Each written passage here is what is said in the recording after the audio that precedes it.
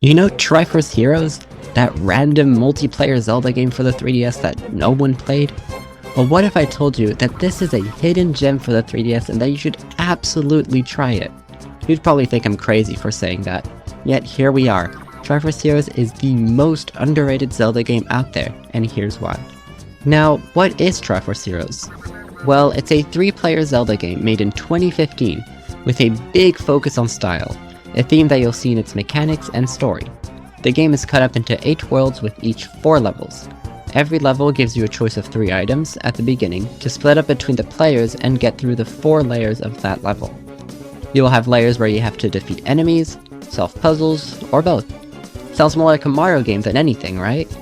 However, unlike Mario games or the previous multiplayer Zelda games, Triforce Heroes shows a strong focus on team play more than anything.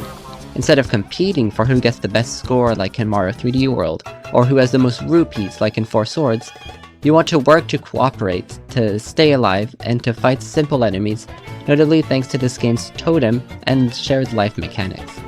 So in this game you can pick up your friends to reach higher ledges or throw them across a pit, or in some other cases to simply beat an enemy with a high up weak point. And to limit people from throwing others in pits, looking at you New Super Mario Bros. Wii, they give everyone a shared life bar.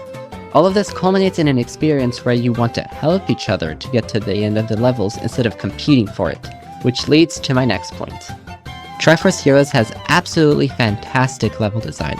They somehow got puzzles requiring teamwork to be quick and satisfying to figure out, just as much as any other Zelda game. There's a certain flow to how you go through these levels. For example, you could find a switch that raises a platform far away from you, and you want to activate that switch with a friend on the platform so that they can get to activate another switch, opening up a bridge for you to get to the ending. Sounds simple, but you would have to already have someone at the platform to point out what the switch even does to understand what you need to do. So many of the game's puzzles flow like that. You get a friend to another part of the level so that they can help you get across after, which is very satisfying.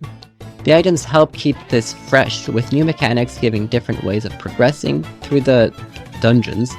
Coordinating who has which item and who should go where ends up being really fun.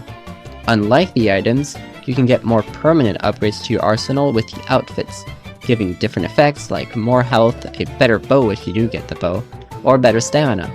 A lot of them end up being very occasional, but with a wide variety of outfits, there's something for everyone, and coordinating your outfits with your teammates can greatly help throughout the levels. By the way, if you are liking this video, don't forget to like and subscribe for more Zelda and Nintendo content. The final point in favor of this game I want to make is the music. We can at least all agree that this game has a phenomenal soundtrack. From the main theme to the Riverside theme, the game delivers banger after banger, and the songs stick with you for a while after.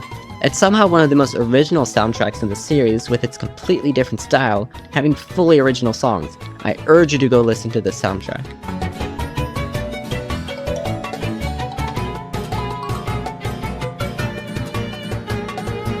Obviously, however, this game is not all perfect and has several issues we can't ignore. First of all, the story of this game is no doubt the worst in the series. The princess of Hytopia named Styla gets cursed to wear tights for the rest of her life by Lady Maud. Yeah, that's it. It's got to be the Zelda game with the least lore. The game is also very short, you could finish it in 5 to 10 hours max. Unfortunately, the solo mode is lacking in several areas. It's not unplayable, but you can clearly tell that you're supposed to have a group of 3 to play the game. Once again, it shouldn't be a deal breaker. The game's level design is still great, and you can definitely find a lot of enjoyment in solo, but if you have more players, I very much recommend doing that instead. One thing I didn't talk about though is the side content in this game, and surprisingly, there's a lot.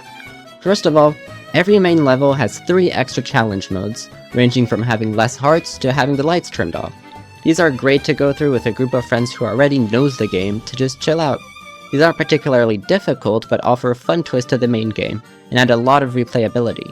There's also the Colosseum, which is a PvP mode where you can either do 1v1s or a 1v1v1. The only mode in this game that allows just 2 players, by the way. The last bit of side content was free DLC, being the Den of Trials, with, like the name implies, a collection of trials that rewards you with the Fierce Deities armor, an all-new outfit for the game. This DLC also added Lineback's outfit as another new one. Overall, there is a lot of replayability, surprisingly, for this game to play with either the same group as usual or an all-new group. Now, why was the game forgotten? Well, it released in 2015 during a moment of very high hype for Breath of the Wild, known as the time under the title Zelda Wii U. Expectations were very high, and a random multiplayer Zelda game just wasn't going to be enough after the game got delayed. I think people came into this game with the wrong mindset. You shouldn't expect a grand multiplayer adventure game, but more of a fun game to whip out with friends from time to time. Now, do I think this game is better than the bigger Zelda titles? Absolutely not. I'm just trying to shed light onto a game that I think deserves more recognition. I understand this isn't what most people would look for in a Zelda game, and I am by no means forcing you to try it. However, if you are interested in trying out the game with others online, I can recommend the Triforce Heroes Discord server, which will be linked in the description. You might be thinking, didn't the servers close like 2 years ago? Well, yes, so you will need a modded 3DS with Pretendo, but I think it's worth it. The only way to know if you enjoyed this game or not is to actually try it, and if you hated it, you are allowed to, obviously. Now to be curious to why. This is how I view the game, and when I look back at it, I see an extremely fun game to play with friends. Now, I wanted to do a look back on this game because I do think it often gets overshadowed by every other Zelda game, more specifically the other multiplayer Zelda games like Four Swords and Four Swords Adventures. This game, in my opinion, deserves to be looked at just as much as a game like Four Swords because of its both fantastic level design and the fact that when you play with friends, it's just fun, no matter what. Now, obviously, I have a little nostalgia bias, because I played this game years ago at a friend's house, actually.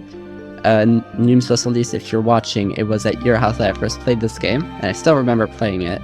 And I loved it the moment I played it. So yes, I have some nostalgia bias, but once again, I think even if I look past that, there's still a lot of enjoyment to be found in the game. Anyways, if you want to see me talk more in depth about some other Zelda games, tell me in the comments. That's all from me, have a great rest of your day.